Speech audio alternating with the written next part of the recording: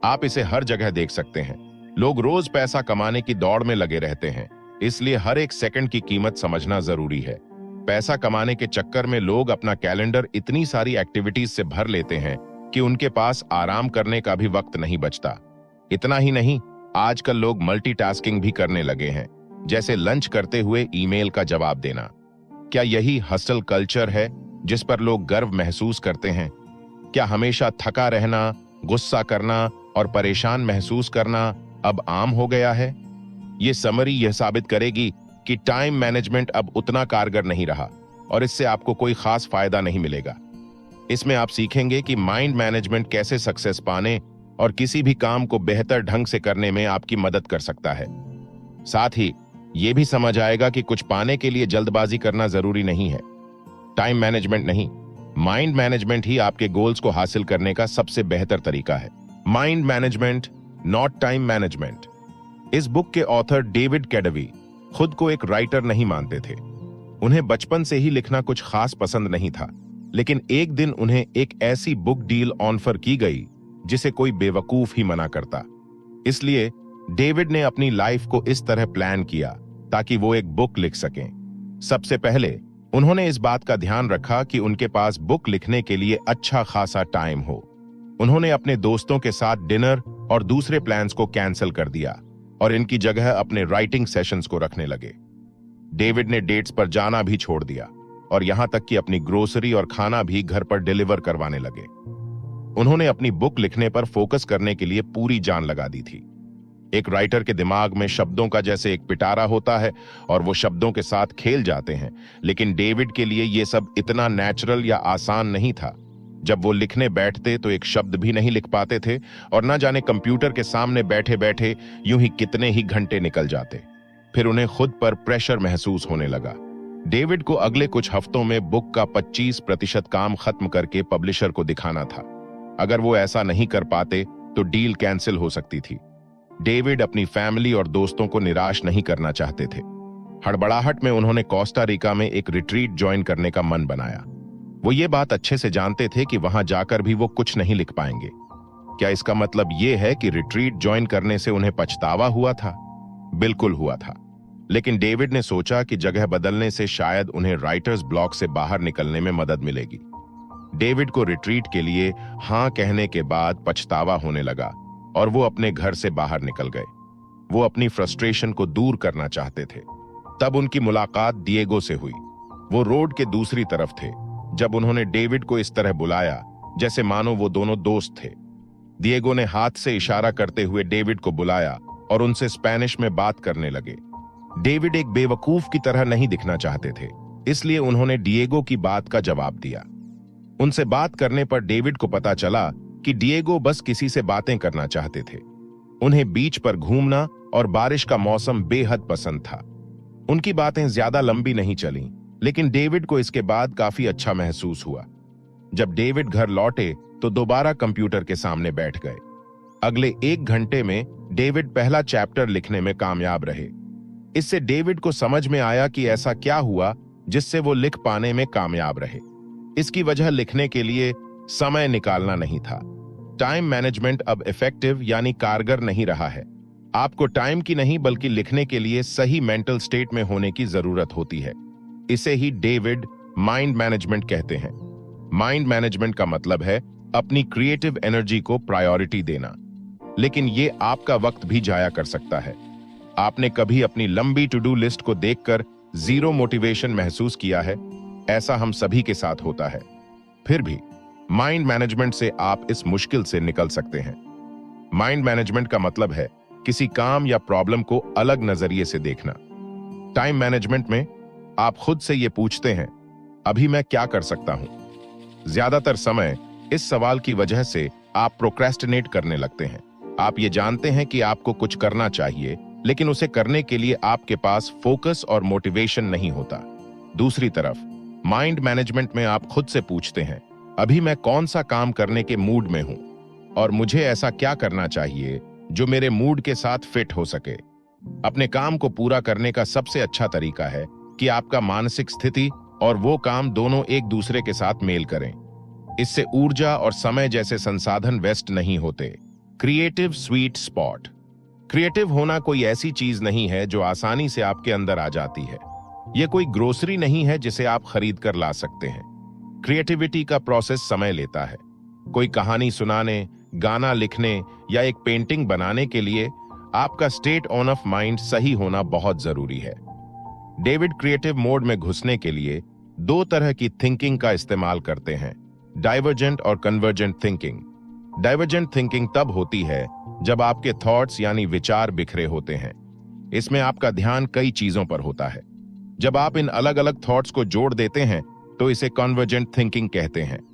अब राइटिंग का ही एग्जाम्पल लें। आप कुछ कहना चाहते हैं लेकिन उसे कहने के कई तरीके हैं। पहला, आप कहना क्या चाहते हैं? क्या आप इसे फॉर्मल तौर पर कहना चाहते हैं या फिर दोस्ताना अंदाज में? क्या आप इसे अनाम रखना चाहते हैं या फिर यह बताना चाहते हैं कि इसे आपने लिखा है? इसे डाइवर्जेंट थिंकिंग कहते हैं। कॉन्वर्जेंट थिंकिंग तब होती है जब आप अपने ऑप्शंस में से किसी एक को चुनते हैं। जैसे मान लीजिए कि आप अपने पहले प्यार के बारे में लिखना चाहते हैं।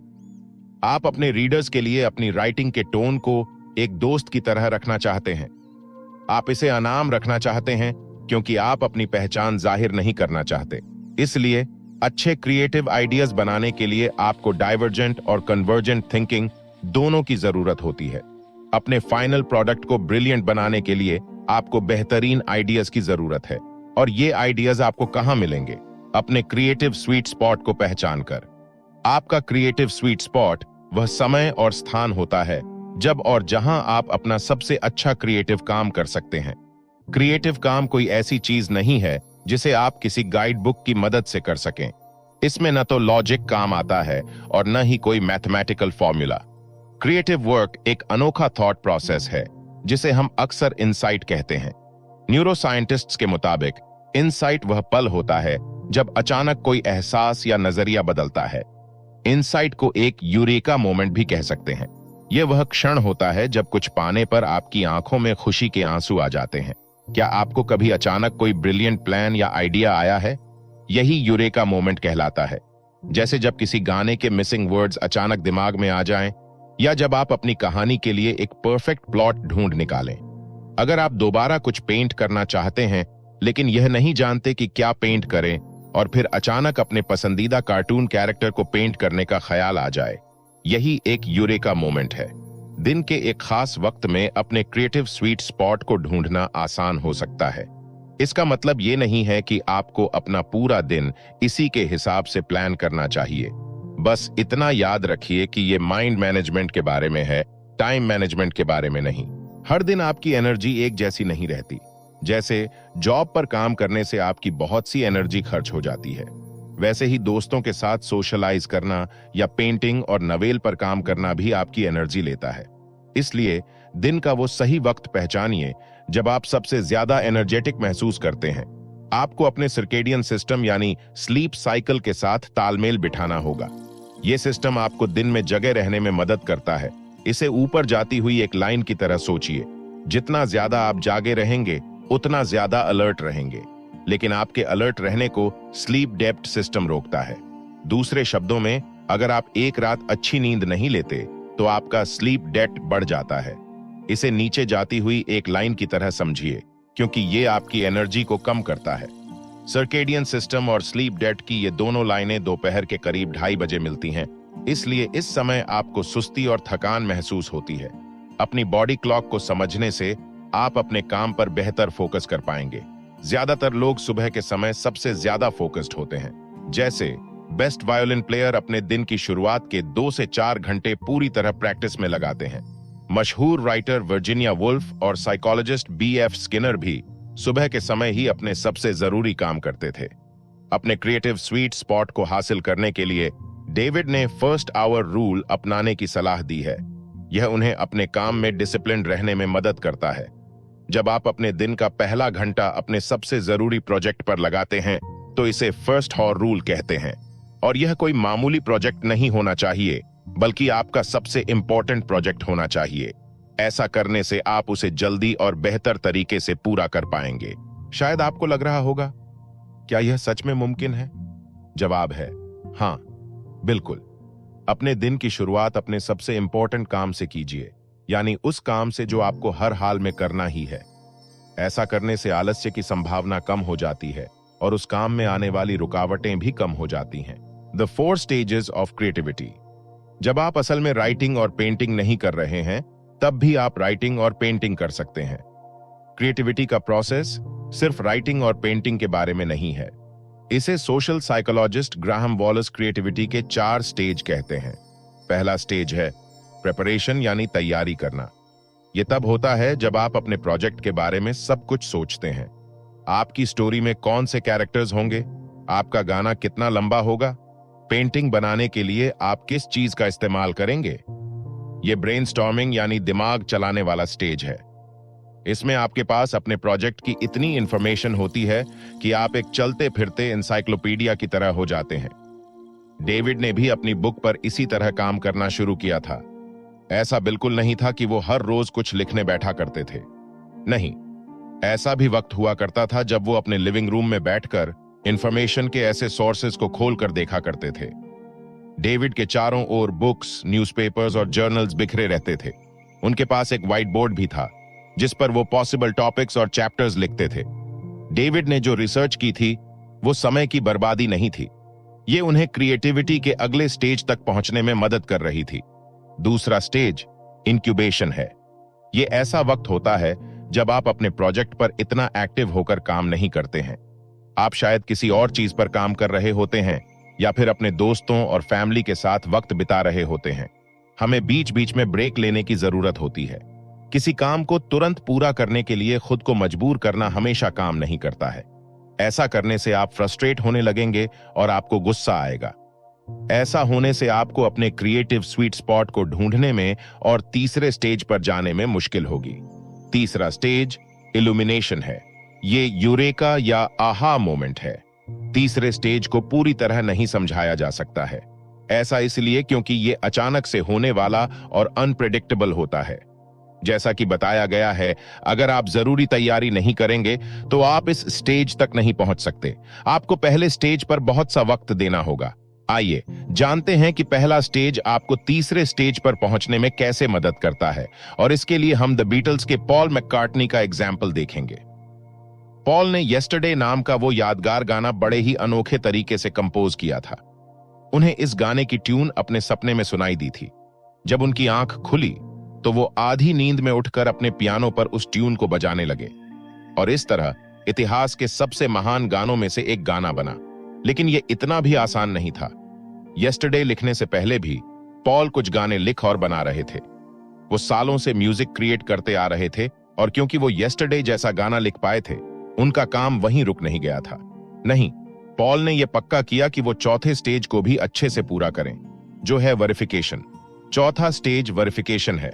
यह तब होता है जब आप इल्यूमिनेशन स्टेज में आए यूरेका मोमेंट के बारे में सोचते हैं। इसमें आप ये पक्का कर लेते हैं कि आपका जो आइडिया था वो फूल प्रूफ और ब्रिलियंट है।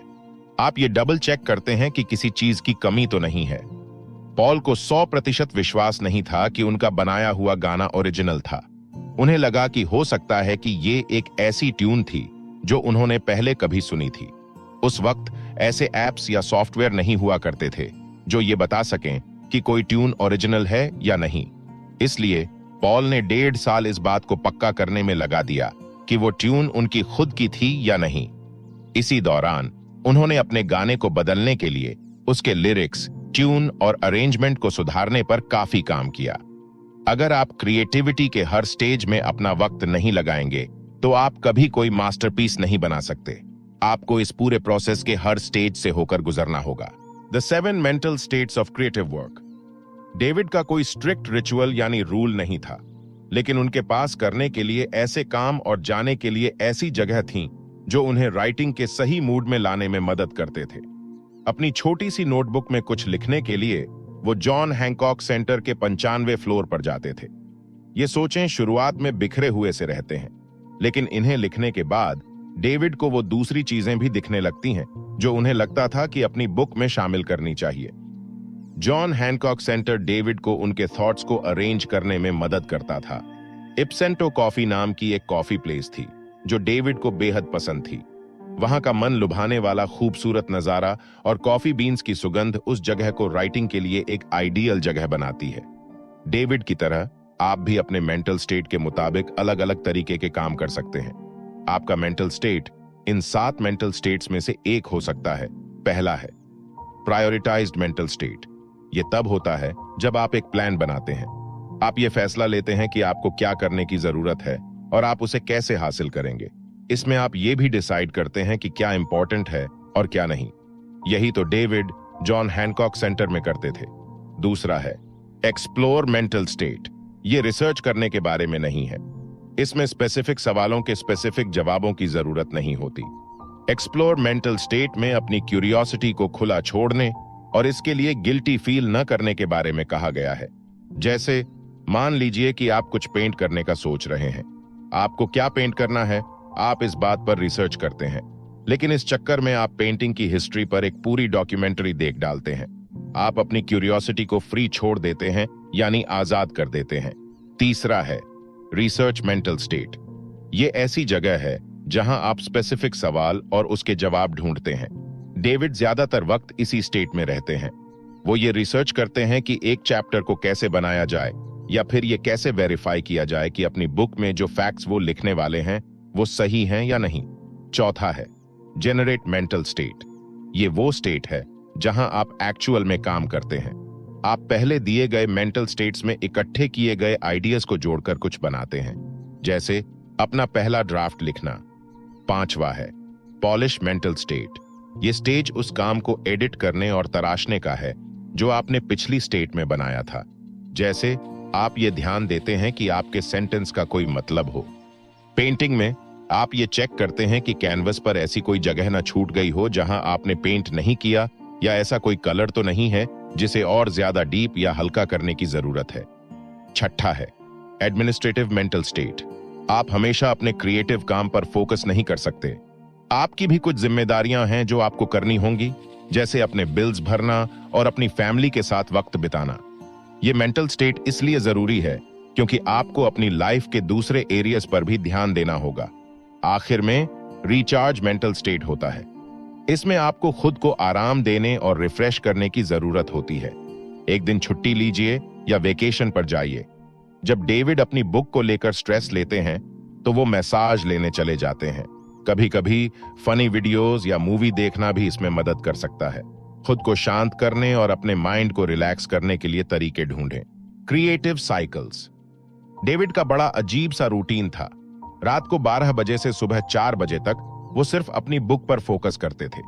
सुबह 4 बजे वो लाइट ऑफ करते, अपना कंप्यूटर बंद करते और दोपहर तक सोते रहते। अगले दिन दोपहर में डेविड तैयार होते और कॉफी शॉप चले जाते। वो कैफे में तब तक काम करते जब तक उसके बंद होने का वक्त नहीं हो जाता था। इसी को डेविड क्रिएटिव साइकिल कहते हैं।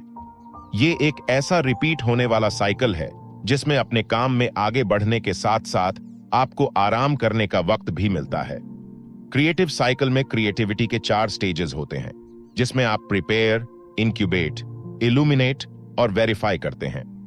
क्रिएटिव साइकिल को टाइम पर बेस्ड होने की जरूरत नहीं है। यह हफ्तों और यहां तक कि कई अलग अलग मौसम पर बेस्ड हो सकता है। आइए क्रिएटिव साइकिल का एक एग्जाम्पल देखते हैं। बेथ क्रिएटिविटी के पहली स्टेज प्रिपरेशन को रात में करना पसंद करती है। रात की शांति उन्हें फोकस करने में मदद करती है, इसलिए वो अपने गाने के लिए बहुत सी इंफॉर्मेशन ढूंढ पाती हैं। वो लगभग 12 बजे सोने चली जाती हैं और सोने से वो क्रिएटिविटी के दूसरे स्टेज में चली जाती है, जो है इंक्यूबेशन। जब वो सोती हैं तो बेथ का ध्यान अपने क्रिएटिव काम पर नहीं रहता। इससे सुबह बेथ को आराम और इंस्पायर्ड महसूस होता है। वो क्रिएटिविटी के तीसरे स्टेज में पहुंच जाती हैं, जो है इल्यूमिनेशन। जब वो अपना ब्रेकफास्ट खाती हैं तो उन्हें एक आहा मोमेंट मिलता है। उन्हें अपने गाने के सही अल्फाज मिल जाते हैं और वो तुरंत उन्हें पास रखे एक टिश्यू पेपर पर लिख लेती हैं। बेथ पूरी दोपहर अपने गाने को सुधारने में लगा देती है। वो कुछ अल्फाजों को बेहतर अल्फाजों से बदल देती हैं और उस धुन को बजाने के लिए बेस्ट इंस्ट्रूमेंट्स को चुनती हैं। अपने माइंड को मैनेज करने के लिए बहुत से ऑप्शंस हैं। आपको सिर्फ वो ढूंढने की जरूरत है जो आपको सबसे ज्यादा सूट करता है। Creative systems. एक बार डेविड बड़ी मुश्किल में थे। उन्हें अपने पॉडकास्ट के लिए डॉक्टर रॉक के साथ इंटरव्यू करना था। डॉक्टर रॉक डेविड के लिए एक इंस्पिरेशन थे। उन्होंने योर ब्रेन एट वर्क नाम की बुक लिखी थी, जिसकी मदद से डेविड यह समझ पाए थे कि क्रिएटिव वर्क में माइंड कैसे काम करता है। डेविड डॉक्टर रॉक को अपना आइडल मानते थे, लेकिन जिस दिन डेविड को डॉक्टर रॉक से बात करनी थी, उन्हें कई मुश्किलों का सामना करना पड़ा। पहले, जो अपार्टमेंट उन्होंने रेंट पर लिया हुआ था, वहां कंस्ट्रक्शन का काम चल रहा था। पूरे दिन वहां शोर रहता था। एक पॉडकास्ट को रिकॉर्ड करने के लिए इससे खराब हालत नहीं हो सकती थी।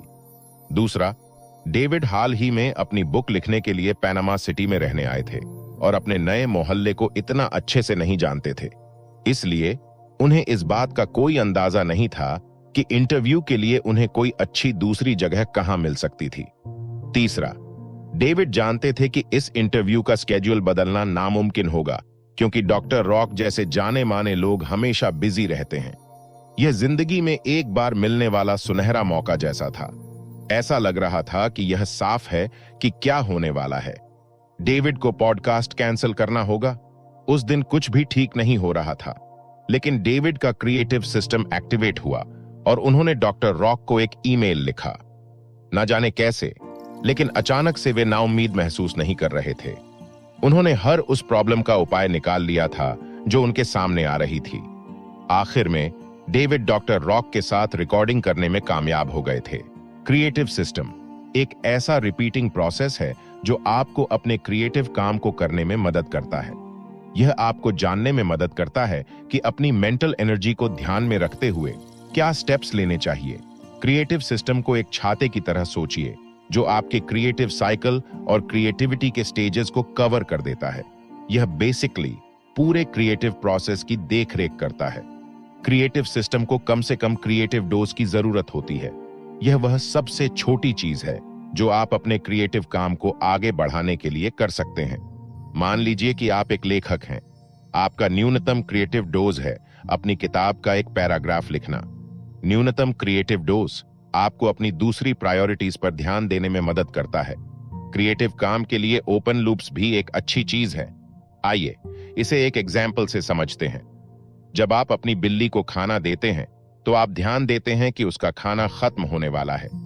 आप सुपरमार्केट से बिल्ली का खाना लेने के लिए एक मेंटल नोट बना लेते हैं। यह एक ओपन लूप इसलिए है क्योंकि कैट फूड खरीदना है आपके दिमाग में लगातार चलता रहता है, तब भी जब आप दूसरा काम कर रहे होते हैं। ओपन लूप आपके माइंड में जगह घेरे रहता है। यह मेंटल स्पेस या जगह तभी खाली हो सकता है जब आप उस काम को पूरा कर लेते हैं, यानी कैट फूड खरीद लेते हैं। यह एक नेगेटिव चीज जैसा लग रहा है ना, लेकिन ओपन लूप्स आपकी क्रिएटिविटी के लिए फायदेमंद होते हैं। यह आपके प्रोजेक्ट को आगे बढ़ाने में मदद करते हैं। आइए उस एग्जाम्पल पर वापस चलते हैं जहां आप एक राइटर थे और अपनी बुक के लिए एक पैराग्राफ लिख रहे थे। यह आपके माइंड में एक ओपन लूप बनाता है जिसे आप अगले दिन और आगे आने वाले दिनों में वापस देख सकते हैं। धीरे धीरे आप एक एक करके अपने ओरिजिनल पैराग्राफ में और पैराग्राफ्स जोड़ते रहते हैं। इस तरह अगर आप अपना पूरा दिन राइटिंग में नहीं भी लगा पाते हैं, तो भी आपको गिल्टी महसूस नहीं होगा। जब तक आप प्रोग्रेस कर रहे हैं, आप आगे बढ़ते रहेंगे और अपना मोमेंटम नहीं खोएंगे। क्रिएटिव सिस्टम की सबसे अच्छी बात यह है कि आप बहुत सारे ओपन लूप्स रख सकते हैं। एक लूप आपकी स्टोरी के प्लॉट से जुड़ सकता है, जबकि दूसरा स्टोरी के कैरेक्टर के बैकग्राउंड से। क्रिएटिव सिस्टम आपको बहाने बनाने से भी रोकता है। आप यह भी नहीं कह सकते कि आपके पास टाइम नहीं है, क्योंकि मिनिमम क्रिएटिव डोज के लिए कुछ ही मिनट चाहिए होते हैं। कंक्लूजन, सबसे पहले आपने सीखा कि माइंड मैनेजमेंट क्या होता है। इसका मतलब है अपने काम को करने के लिए सही मेंटल स्टेट बनाना। यह खुद से यह पूछना है, मैं कौन सा काम करने के मूड में हूं और मैं ऐसा क्या कर सकता हूं जो उस मूड में फिट हो सके। दूसरा, आपने सीखा कि अपने क्रिएटिव स्वीट स्पॉट को ढूंढकर आप माइंड मैनेजमेंट हासिल कर सकते हैं। डाइवर्जेंट और कन्वर्जेंट थिंकिंग अप्लाई करने से आप ऐसा कर पाएंगे। दोनों तरीकों से आप यूरेका मोमेंट बना सकते हैं, जो आपके क्रिएटिव काम में अचानक आई कामयाबी की तरह होता है। अपने क्रिएटिव स्वीट स्पॉट को ढूंढने के लिए आपको अपने सबसे प्रोडक्टिव टाइम को पहचानना होगा। ज्यादातर लोग सुबह काम करना पसंद करते हैं क्योंकि उस वक्त के दौरान डिस्ट्रैक्शंस कम होते हैं। तीसरा, आपने क्रिएटिविटी के 4 स्टेज के बारे में जाना। आपको कुछ कमाल बनाने के लिए इन सभी स्टेज से गुजरना होगा। ये स्टेज हैं प्रेपरेशन, इंक्यूबेशन, इल्यूमिनेशन और वेरिफिकेशन। चौथा, आपने क्रिएटिव काम के साथ मेंटल स्टेट्स के बारे में जाना। ये स्टेट्स आपको क्रिएटिविटी के 4 स्टेज पूरे करने में मदद करते हैं। ये 7 मेंटल स्टेट्स हैं: prioritise, explore, research, generate, polish, administrate और रिचार्ज। पांचवा, आपने क्रिएटिव साइकिल के बारे में जाना। यह क्रिएटिव काम करने और आराम करने के लिए टाइम निकालने का रिपीटिंग साइकिल है। क्रिएटिव साइकिल यह डिसाइड करता है कि कौन सा टाइम फ्रेम आपके लिए काम करता है, भले ही वह हफ्ता, महीना या कोई सीजन ही क्यों ना हो। छठा, आपने क्रिएटिव सिस्टम के बारे में जाना। यह क्रिएटिविटी के 4 स्टेज और क्रिएटिव साइकिल की देखरेख करता है। यह एक ऐसा रिपीटिंग प्रोसेस है जो आपको क्या स्टेप्स लेने चाहिए या उन्हें कैसे करना चाहिए जैसे सवालों के जवाब ढूंढने में मदद करता है। आज पूरी दुनिया भागती हुई जिंदगी की आदी हो गई है। सभी जल्दी से ज्यादा काम करने में लगे हुए हैं, लेकिन चीजों को धीरे धीरे करने का अलग ही मजा है। तो उस प्रोसेस को एंजॉय कीजिए और जल्दबाजी मत कीजिए। जैसे कि कहावत है, बड़ी चीजें उन्हीं को मिलती हैं जो उसके लिए इंतजार करते हैं। अगर आपको ये वीडियो पसंद आई तो लाइक, शेयर और कमेंट जरूर करें। और अगर आप ऐसी ही और लाइफ चेंजिंग बुक्स की समरी चाहते हैं तो चैनल को सब्सक्राइब करना मत भूलिए।